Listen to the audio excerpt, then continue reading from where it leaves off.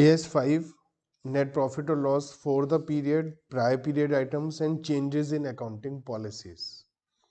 तो ये AS हमें करंट ईयर में प्रॉफिट लॉस कैसे निकालें, पिछले सालों की कोई फिगर है तो उसको कैसे इंकॉर्पोरेट करें और अकाउंटिंग पॉलिसी को चेंज कैसे करें, इस चीज़ों को कवर करेगा।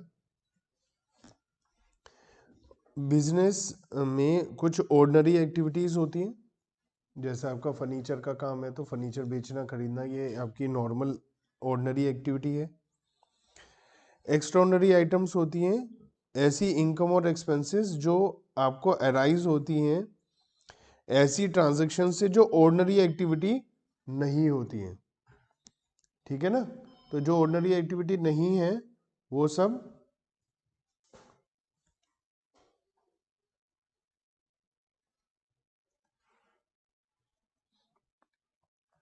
तो एक्स्ट्राऑर्डिनरी एक्टिविटीज कौन सी होंगी हमारी, जो एक्टिविटीज बिजनेस से रिलेटेड, रेगुलर बेसिस पे बिजनेस से रिलेटेड नहीं है, उन्हें हम क्या बोल देंगे, एक्स्ट्राऑर्डिनरी आइटम्स, है ना।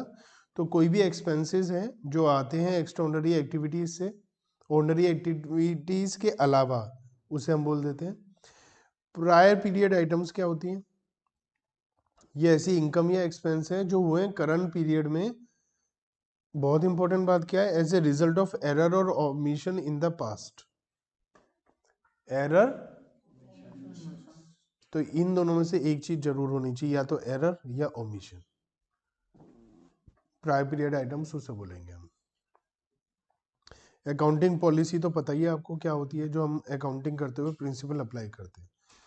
तो जब हम नेट प्रॉफिट और लॉस फॉर द पीरियड निकालेंगे तो कोई भी इनकम है, एक्सपेंस है जो हमने इस पीरियड में लिखी है, all item of income which are recognised in a period should be included in the determination of net profit और लॉस। नेट प्रॉफिट और loss for the period comprise the following. एक तो ऑर्डिनरी एक्टिविटी का profit आता है और एक extraordinary items आती है। उसमें हमारा फॉर्मेट भी है, उसमें भी तो है, profit before exceptional and extraordinary items. Ordinary activity जो हम नॉर्मल काम कर रहे हैं, है ना।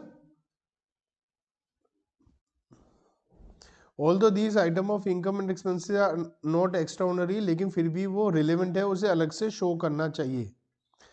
कुछ आइटम ऐसी है कि ऑर्डिनरी है लेकिन उसे सेपरेटली डिस्क्लोज करना चाहिए, आपको बताना चाहिए, सेपरेटली डिस्क्लोज करना है। क्या,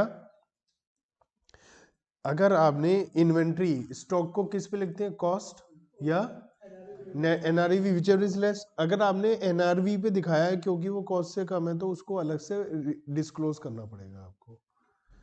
अगर आपने कोई फिक्स्ड एसेट या इन्वेस्टमेंट बेची है और उस पर कोई प्रॉफिट लॉस हुआ है तो वो भी डिस्क्लोज करना पड़ेगा। अगर कोई प्रोविजन रिवर्स हुआ है तो उसे बताना पड़ेगा। कोई लिटिगेशन सेटलमेंट हुई है, कोई केस चल रहा है, वो सेटलमेंट हुई है, कोई पैसा लिया दिया है तो वो भी आपको बताना पड़ेगा। एक्स्ट्राऑर्डिनरी आइटम किसे कहते हैं, जो ऑर्डिनरी नहीं है। Extraordinary item should be disclosed income statement for the period, उसे डिस्क्लोज करना पड़ेगा, है ना। नेचर और अमाउंट आपको सेपरेटली डिस्क्लोज करना पड़ेगा, इस तरीके से कि उसका इम्पैक्ट पता चले करंट प्रॉफिट पर कितना है। एग्जाम्पल एक्स्ट्राऑर्डिनरी का है loss by fire, loss from earthquake, है ना, ये सब एक्स्ट्राऑर्डिनरी है।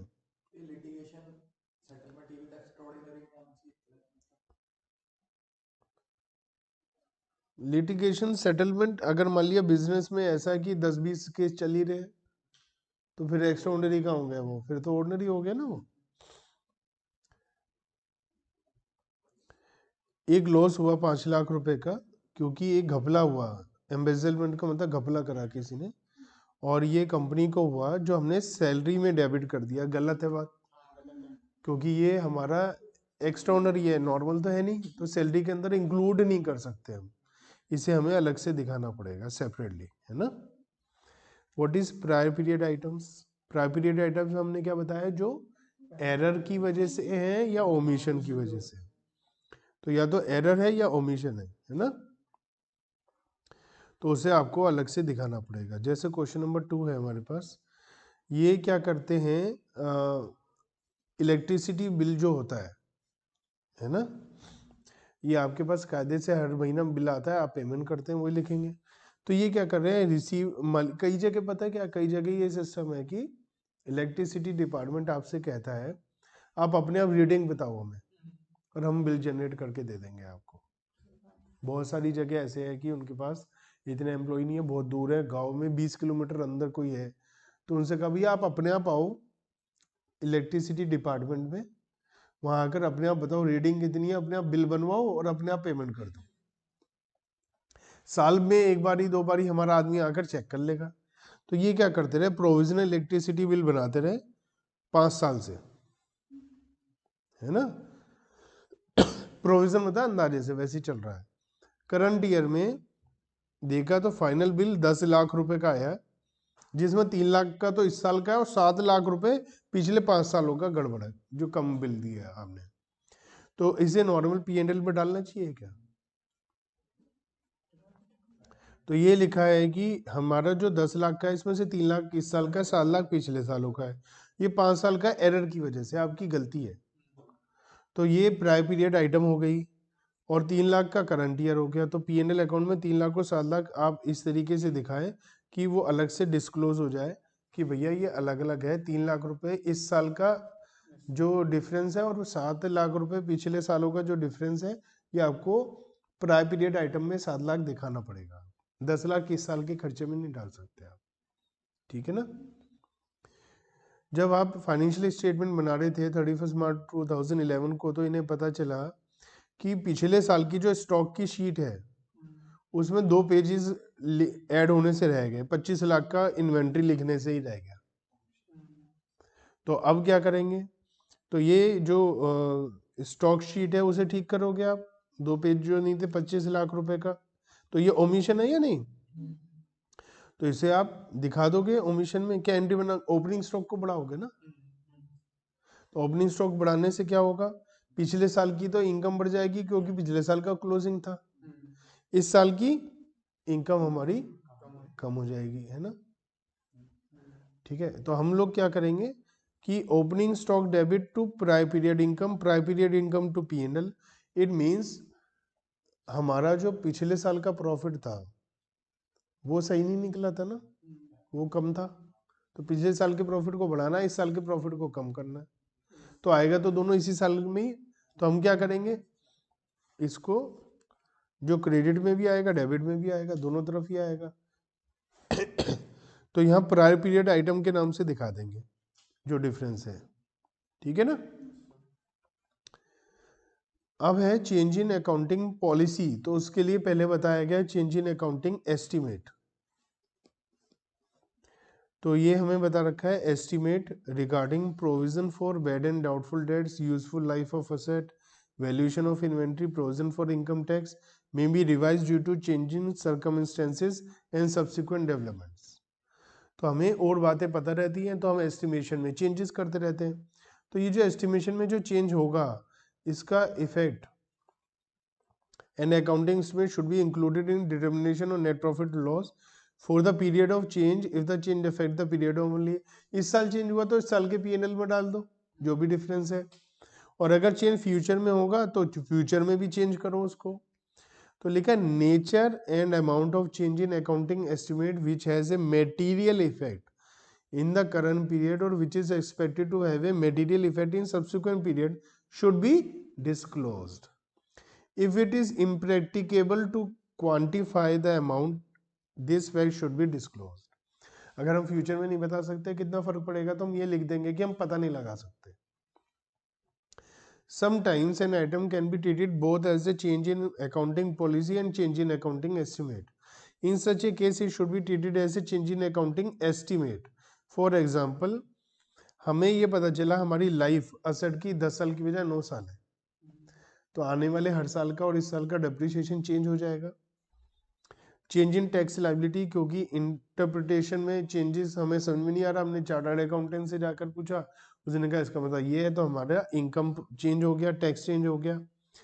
Change in period which deferred revenue expenses to be return of, पहले हमने सोचा हम 5 साल में राइट ऑफ करेंगे खर्चा, फिर हमने कहा 4 साल में करेंगे, तो अमाउंट चेंज हो जाएगी। तो ये पॉलिसी में भी चेंज है, एस्टिमेशन में भी चेंजेस हैं, तो हम इसे चेंज इन एस्टिमेट मानेंगे इन सब चीजों को, है ना। चेंज इन एस्टिमेट होगा तो आप उसे डिस्क्लोज कर देंगे।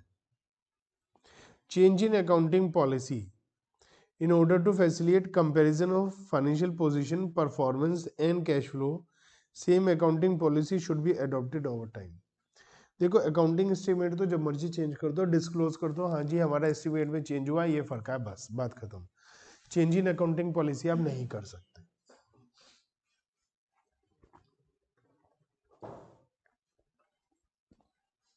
कुछ चीजें हैं जो इन्होंने क्लियर करा कि चेंज इन अकाउंटिंग पॉलिसी नहीं है।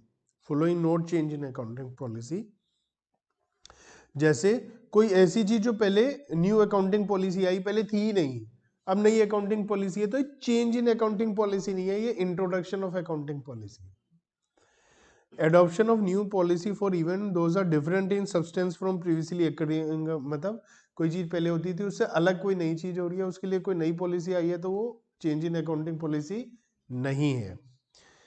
Change in accounting policy should be made only if the adoption of a different accounting policy is required by law. आप अकाउंटिंग पॉलिसी चेंज क्यों करोगे? लॉ कह रहा है। आप लीफो मेथड यूज करते हो, अकाउंटिंग स्टैंडर्ड ने कहा लीफो नहीं कर सकते, तो आपको चेंज करना पड़ेगा मेथड। और एन अकाउंटिंग स्टैंडर्ड, आपको अकाउंटिंग स्टैंडर्ड कह रहा है, लॉ कह रहा है। और if it is considered that change would result in A more appropriate presentation of financial statement, ज्यादा अच्छी फाइनेंशियल स्टेटमेंट बनेगी तो ही आप अकाउंटिंग पॉलिसी को चेंज कर सकते हैं, अदरवाइज नहीं। Any change in accounting policy which has a material effect should be disclosed in the financial statements of the period in which such changes made. तो अगर आपको कोई भी चेंजेस करा है तो आपको बताना पड़ेगा कि उससे कितना फर्क पड़ा है। क्वेश्चन नंबर 4, बी लिमिटेड क्या करते हैं कि क्लोजिंग स्टॉक की वैल्यूएशन करते हैं, तो उसमें इंटरेस्ट को भी ऐड कर देते हैं। 2010-11 में मैनेजमेंट ने कहा कि भैया AS2 फॉलो करेंगे हम, और हम इंटरेस्ट को वैल्यूएशन ऑफ इन्वेंट्री में नहीं लेंगे।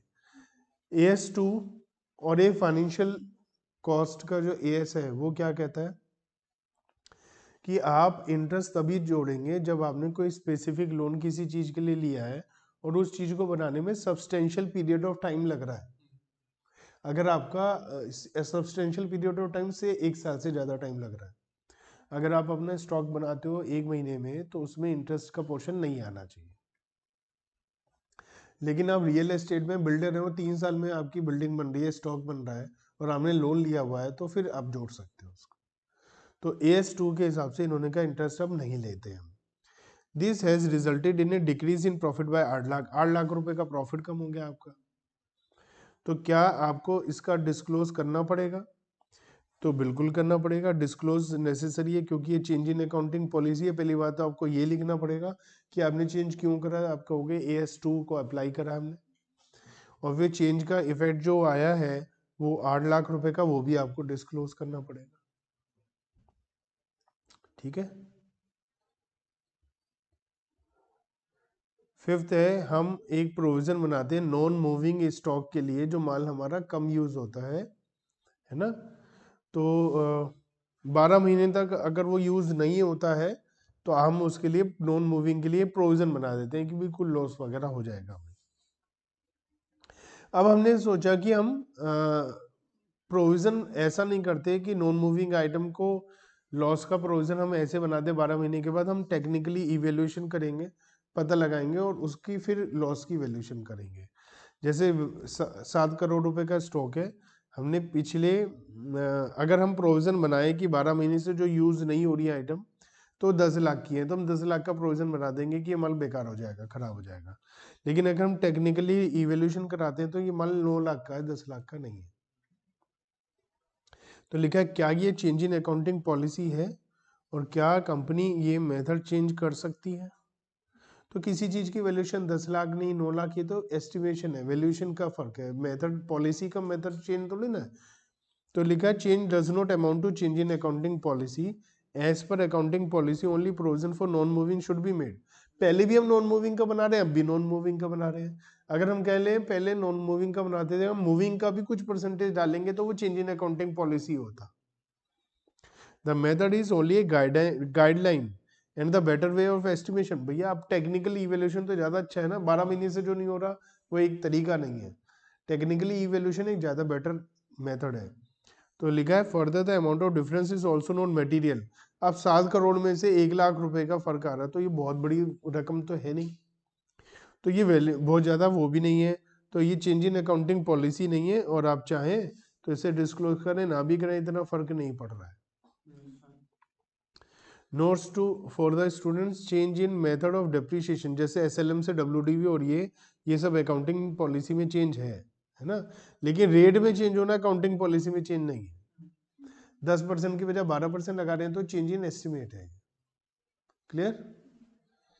Change inventory valuation FIFO to weighted average, ये चेंज इन अकाउंटिंग पॉलिसी है। ठीक है। रॉन्ग कैलकुलेशन ऑफ डेप्रिसिएशन और wrong grouping of an asset for depreciation, ये प्रायर पीरियड आइटम है, कोई गलती करी तो प्रायर पीरियड आइटम है। अगर कोई प्रॉपर्टी कोड ने अटैच कर दी है या लॉस हुआ है किसी नेचुरल कैलेमिटी से, तो ये एक्स्ट्राऑर्डिनरी आइटम है। Theft of inventory in the, पिछले साल कोई चोरी हो गया but detected in the current year is a prior period item, क्योंकि पिछले साल ओमिशन हो गया लेकिन इसे रह गया। Wrong kinding of closing stock of previous year और ओपनिंग स्टॉक करंट ईयर, ये भी प्रायर आइटम है, पिछले साल की मिस्टेक है। Change in the provision for doubtful debts, change in accounting policy है, एस्टिमेट है, पॉलिसी नहीं है। लेकिन अगर फर्म चाहती है कि वो प्रोविजन बनाए which was not a practice in the past, तो ये चेंज इन अकाउंटिंग पॉलिसी है। प्रॉफिट और loss on sale of asset, non admission of claim by a tax authority, writing off goodwill, preliminary expenses are not extraordinary item, ये business में normal item है। ठीक है, लेकिन इन्हें एक्सेप्शनल आइटम की तरह दिखा सकते हैं आप चाहे, क्योंकि हम प्रॉफिट में लिखते हैं profit before extraordinary item and exceptional item. Extraordinary item जो बिजनेस की ऑर्डिनरी से अलग है, एक्सेप्शनल कौन सी आइटम है जो बिजनेस की ऑर्डिनरी एक्टिविटी है, बिजनेस से रिलेटेड है लेकिन कभी कभी होती है। जैसे प्रॉफिट और loss on sale of asset, ये एक्स्ट्राऑर्डिनरी नहीं है, एक्सेप्शनल है कि कभी कभी होती है। बहुत ज़्यादा कोई लॉस हो गया बिजनेस से, एम्प्लॉई है, हम नॉर्मली कुछ नहीं, एक एम्प्लॉय को चोट लग गई, उसको हमें कुछ ज़्यादा पैसा देना पड़ गया, क्लेम देना पड़ गया, तो ये एक्स्ट्रा ऑर्डिनरी नहीं है, एक्सेप्शनल आइटम है तो बिजनेस से रिलेटेड। एक्स्ट्रा ऑर्डिनरी के लिए क्या, बिजनेस से रिलेटेड आग लग गई, चोरी हो गया, ये तो ये बिजनेस से रिलेटेड नहीं है एक्चुअल में। स्टेटमेंट कैसे बनाएंगे, जब हम profit before tax and extraordinary items, फिर एक्स्ट्राऑर्डिनरी आइटम लिखेंगे, प्रायर पीरियड आइटम अलग लिखेंगे और एक्सेप्शनल आइटम अलग लिखेंगे, तो वो तो फॉर्मेट भी है, तीनों अलग अलग चीजें आती हैं। ठीक है। डिस्क्लोज क्या करना पड़ेगा, चेंज इन अकाउंटिंग पॉलिसी हो या वो बताना पड़ेगा, एक्स्ट्राऑर्डिनरी आइटम की डिटेल्स बतानी पड़ेंगी, प्रायर आइटम बताना पड़ेगा, एक्सेप्शनल आइटम बतानी पड़ेगी, एस्टिमेट में चेंजेस वो सब बताना पड़ेगा आपको। लास्ट ईयर स्टॉक हमने 7,30,000 से और वैल्यू कर दिया था, तो क्या ये prior period items. Insurance claim हमने लास्ट ईयर किया था लेकिन मिला इस साल है, तो ये क्या है, प्रायर पीरियड आइटम भी है, एक्सेप्शनल आइटम भी है। ठीक है ना। Change in method of valuation और raw material FIFO to weighted average, change in accounting. तो इस तरीके से ये हमारा एएस है, बहुत सिंपल सा है, 7th आप कर लेना, कोई दिक्कत है तो हम बात कर लेंगे।